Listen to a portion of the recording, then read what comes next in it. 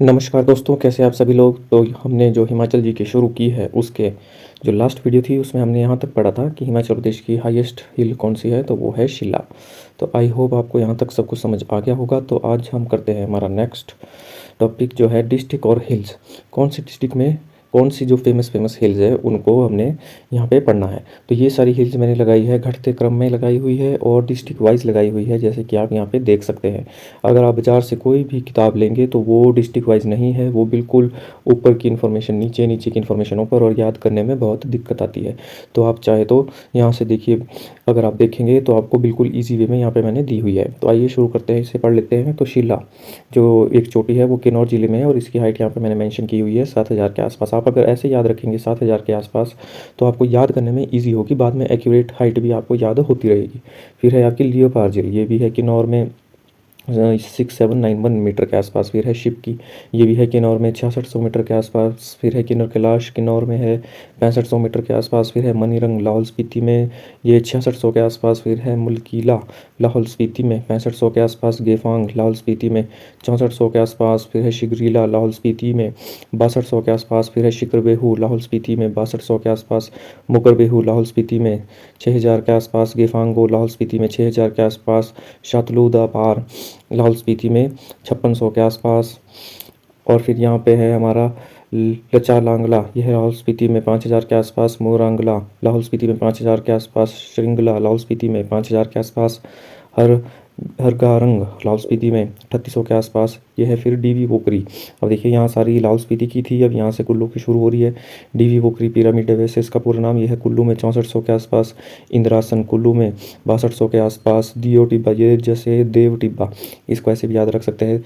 देव टिब्बा कुल्लू में 6000 के आसपास। सोलांग, सोलांग नाला आपने सुना होगा, रोहतांग को जाते हुए आता है, तो वो भी है कुल्लू में 5900 के आसपास। फिर है मेवा किंदनू कुल्लू में 5900 के आसपास। हनुमान टिब्बा कुल्लू और कांगड़ा के बॉर्डर में है, तो ये है हमारा 5800 के आसपास। फिर है परांगला कुल्लू में 5500 के आसपास। उमाशिला कुल्लू में 5200 या 5300 के आसपास। शीतीधार कुल्लू में 5300 के आसपास। श्रीखंड, ये बहुत फेमस चोटी है, आपने सुना होगा जरूर इसका नाम, ये भी है कुल्लू में 5100 के आसपास। इंद्र किला कुल्लू में 4900 के आसपास। पिन पार्वती, ये भी है कुल्लू में 4800 के आसपास। फिर है घोरा तंतनु कुल्लू और कांगड़ा के बॉर्डर में है, ये है आपका 4700 के आसपास।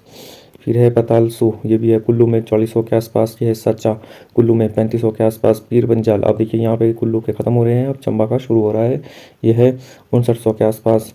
बड़ा खड़ा, ये भी है चंबा में, यह 5800 के आसपास। कैलाश चंबा में 5600 के आसपास। तामसर चंबा में 5000 के आसपास। गौरी देवी का टिब्बा चंबा में 4000 के आसपास। नरसिंह टिब्बा चंबा में 3700 के आसपास। हाथीदार चंबा में, यह है आपका 1500 के आसपास। दागिनी धार चंबा में, इसकी हाइट कंफर्म नहीं थी तो मैंने नहीं लिखी है। यह है फिर चोलांग कांगड़ा में 3200 के आसपास। हाटू पीक शिमला में बहुत फेमस टूरिस्ट डेस्टिनेशन है, यह है 3800 के आसपास। करोल है सोलन में 2200 के आसपास। तो आई होप आपको समझ आ गया होगा। यहाँ से क्वेश्चन आ जाता है कि ये धार या फिर ये चोटी हिमाचल प्रदेश के कौन से ज़िले में है वो सिचुएटेड है, तो उस हिसाब से यहाँ से क्वेश्चन आता है, तो ये आपने याद करना है। अगर आप इसे 5-6 बार पढ़ेंगे, वीडियो को भी सुनेंगे 5-6 बार, तो आपको ये ईजिली याद हो जाएगा। अब हम नेक्स्ट चलते हैं इसमें।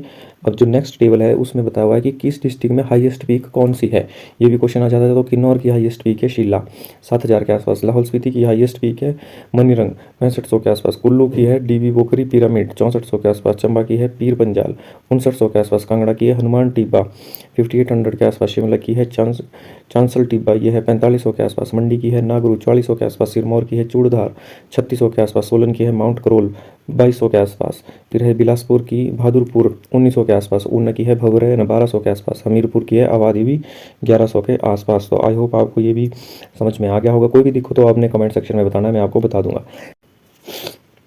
नेक्स्ट है हमारे पास, इसमें पूछा हुआ और ये क्वेश्चन एग्जाम्स में आ जाता है, डिस्ट्रिक्ट वाइज रेनफॉल का डाटा दिया हुआ है, कौन से डिस्ट्रिक्ट में कितनी रेनफॉल होती है, और ये लगाया है मैंने घटते क्रम में।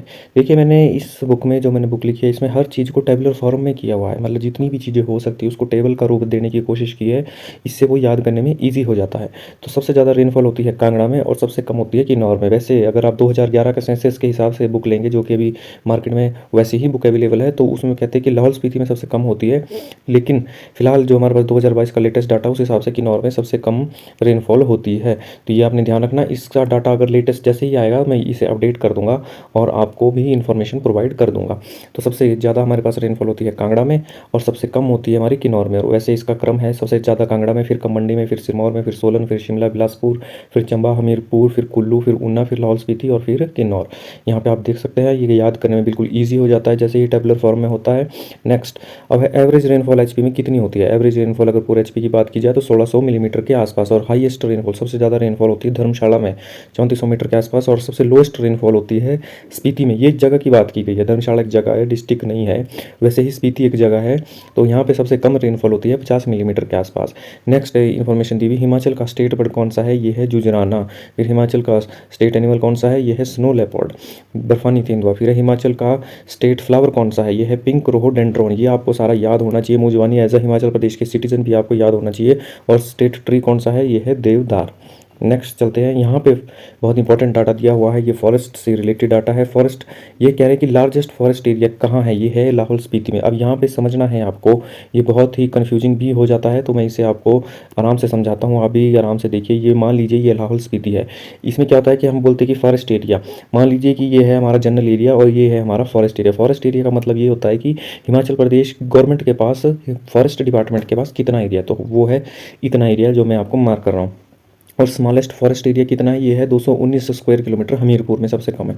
फिर एक्चुअल फॉरेस्ट एरिया, यहाँ पे ये आप कन्फ्यूज हो सकते हैं। एक्चुअल फॉरेस्ट एरिया का मतलब है कि ये तो है फॉरेस्ट एरिया, लेकिन इस फॉरेस्ट एरिया में भी फॉरेस्ट कितने उस पे लगा हुआ है, मतलब कितने एरिया ऐसा है जहाँ पे एक्चुअल में पेड़ लगे हुए हैं।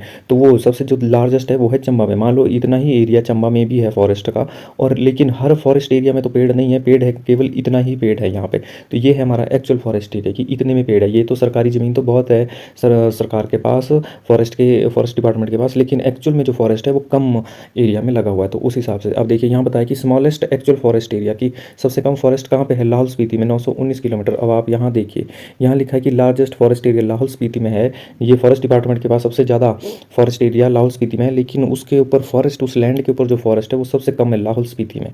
तो आई होप आप समझ गए होंगे। अगर आपको समझ नहीं आया है तो आपने कमेंट सेक्शन में बताना, अगर आप एक दो बार भी सुनेंगे तो आपको समझ आ जाएगा। अब है एरिया टू फॉरेस्ट रेशो, इसका मतलब ये है कि ये कह रहे हैं कि मान लो ये इसमें बताया कि सिरमौर में सबसे ज़्यादा, मान लो ये सिरमौर में है, तो नॉर्मली जितना फॉरेस्ट एरिया सिरमौर का है, मान लो कि फॉरेस्ट एरिया सिरमौर का इतना है, तो फॉरेस्ट एरिया सिरमौर का है इतना, जितना मैंने लाल रंग से इधर बताया है, तो इसका 50% ऐसा एरिया है जिसमें एक्चुअल में फॉरेस्ट है, मतलब इसके 50% एरिया में फॉरेस्ट है इसके लैंड में।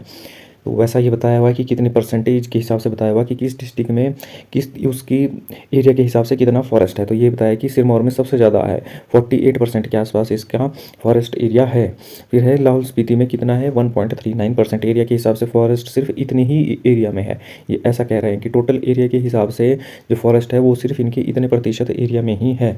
जैसे आपके 100 नंबर होते हैं टोटल, 100 में से आपके 50 नंबर आ गए, तो मतलब आपका 50% आपने पढ़ा था। तो वैसा ही कह सकते हैं कि टोटल एरिया के हिसाब से इन सिरमौर का सिर्फ 48% एरिया में ही फॉरेस्ट है।